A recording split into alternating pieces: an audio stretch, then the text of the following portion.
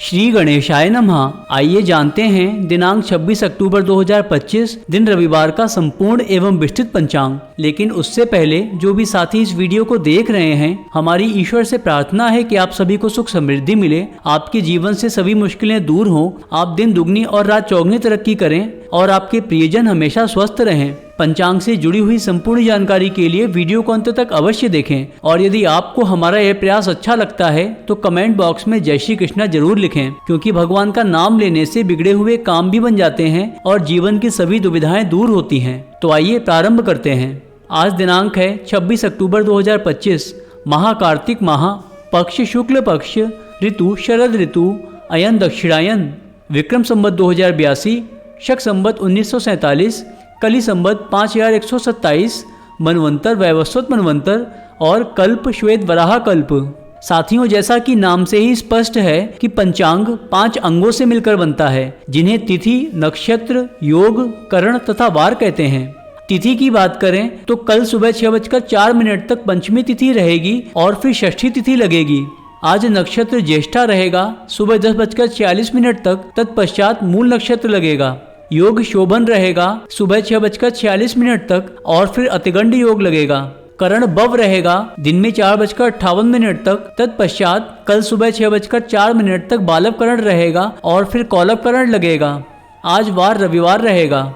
आज के सूर्योदय एवं चंद्रोदय की स्थिति को देखें तो सूर्योदय सुबह 6:29 पर होगा और सूर्यास्त शाम को 5:41 पर होगा।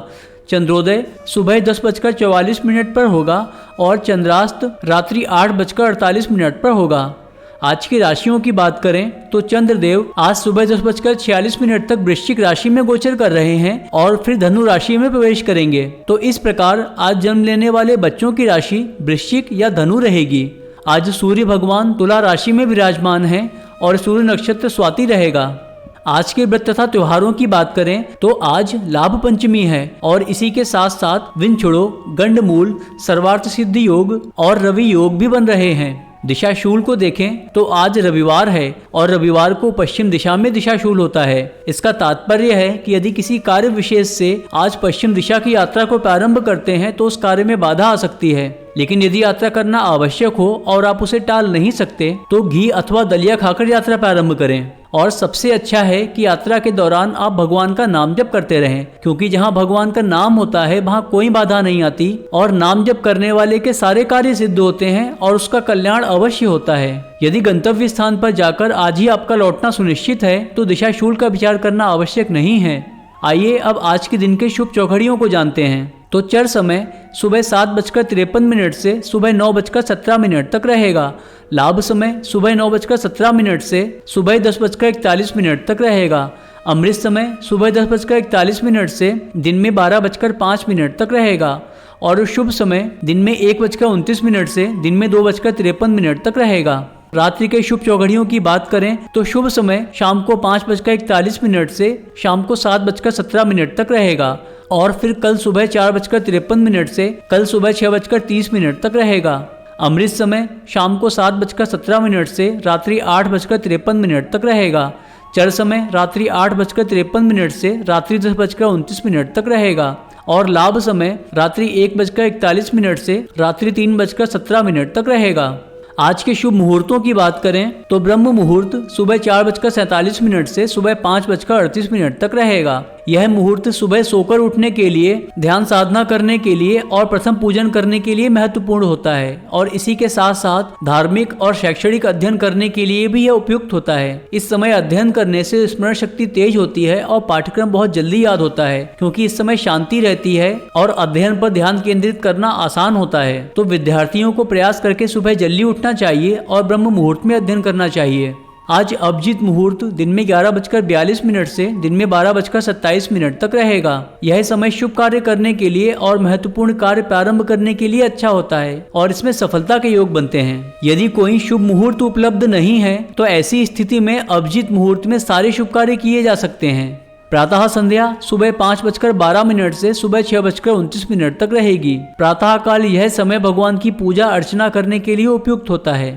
अमृत काल कल सुबह 6:20 से कल सुबह 8:07 तक रहेगा। रवि योग आज सुबह 6:29 से सुबह 10:46 तक रहेगा। विजय मुहूर्त दिन में 1:57 से दिन में 2:42 तक रहेगा। यह मुहूर्त यात्रा प्रारंभ करने के लिए शुभ माना जाता है और इस समय में प्रारंभ की गई यात्रा सफल होती है और यात्रा का उद्देश्य पूर्ण होता है।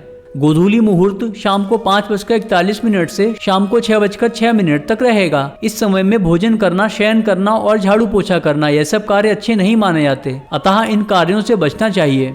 साय संध्या शाम को 5:41 से शाम को 6:58 तक रहेगी। यह दिन की 3 संध्याओं में से एक है और शाम को भगवान की पूजा अर्चना करने के लिए यह समय उपयुक्त होता है। निशिता मुहूर्त रात्रि 11:40 से रात्रि 12:31 तक रहेगा। इस समय का प्रयोग अर्धरात्रि की पूजा और तंत्र मंत्र की सिद्धि के लिए किया जाता है।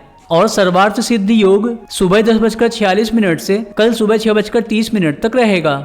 आज के अशुभ समय और मुहूर्तों की बात करें तो राहु काल दिन में 4:17 से शाम को 5:41 तक रहेगा। इस समय में कोई शुभ कार्य नहीं करना चाहिए और कोई महत्वपूर्ण कार्य प्रारंभ भी नहीं करना चाहिए, क्योंकि इसमें असफलता के योग बनते हैं। गुलिक काल दिन में 2:53 से दिन में 4:17 तक रहेगा। यह काल शनि के पुत्र गुलिक द्वारा शासित होता है, तो इस समय में भी राहु काल की तरह शुभ कार्य नहीं करने चाहिए।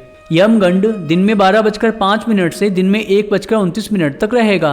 विंछुड़ो आज सुबह 6:29 से सुबह 10:46 तक रहेगा। और बात करें गंडमूल की तो गंडमूल का प्रभाव आज पूरे दिन रहेगा।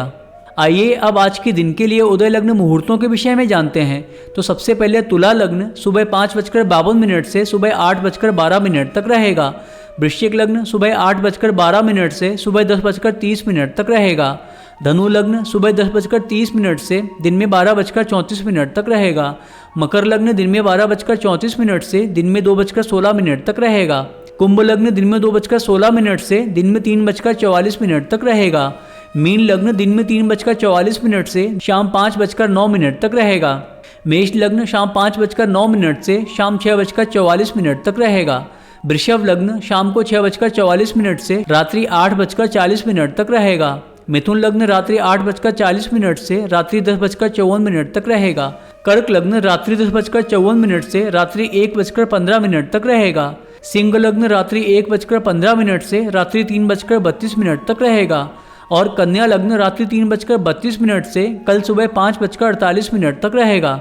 तो साथियों, यह था आज का संपूर्ण एवं विस्तृत पंचांग। यदि आपको यह जानकारी अच्छी लगी हो तो इस वीडियो को लाइक करें और ऐसे ही पंचांग तथा सनातन धर्म से जुड़ी हुई अन्य जानकारियों के लिए हमारे चैनल को सब्सक्राइब करें और बेल आइकन जरूर प्रेस करें, जिससे आने वाला कोई भी वीडियो आपसे मिस ना हो। तो मिलते हैं अगली वीडियो में। तब तक आप अपना ख्याल रखिए, अपने परिवार का ख्याल रखिए, स्वस्थ रहिए, खुश रहिए और खुशियाँ बांटते रहिए। क्योंकि आपने वो कहावत तो सुनी ही होगी कि 4 वेद 6 शास्त्र में बात मिली है दोए, दुख दीने दुख होते हैं, सुख दीने सुख होए।